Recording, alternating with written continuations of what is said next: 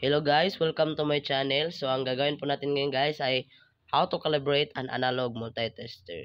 So madalawa pong uri ng analog multitester. Yun po yung detachable test probes at yung fixed test probes. Yung atin po ay yung detachable test probes. Yung ikokonekta lang po natin tong positive test probe sa positive jack. Ganyan.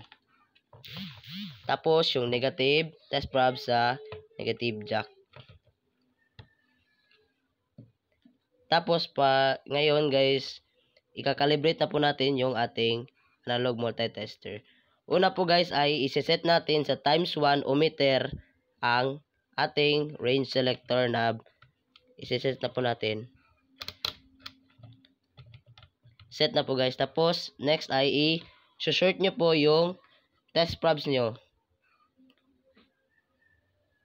Yan po. Nakikita nyo po, hindi po siya nakapoint sa 0 ohm.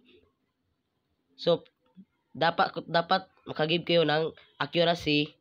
Dapat yung needle pointer ay nakapoint po sa 0. So, para ma-point sa 0 yung needle pointer ay i-set natin sa 0 ohm adjuster knob. I-set natin. Pag ganyan po na times 1 nyo po, tas hindi po umabot sa 0 yung needle pointer, tapos yung range ng yung knob ay full range na, dapat iset nyo to sa pangalawang option ay times 10. Times 10 po. Tapos, short again. Short. Then, nakikita nyo po, hindi po lumagpas po yung pointer sa 0. So, dapat yung pointer po sa 0 para calibrated po yung multitester nyo. Yung 0 ohm adjuster knob ay babackward nyo lang po ng turn. Yan.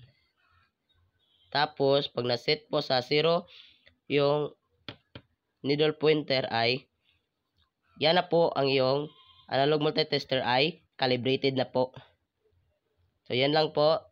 Thank you. Maraming salamat po sa panonood.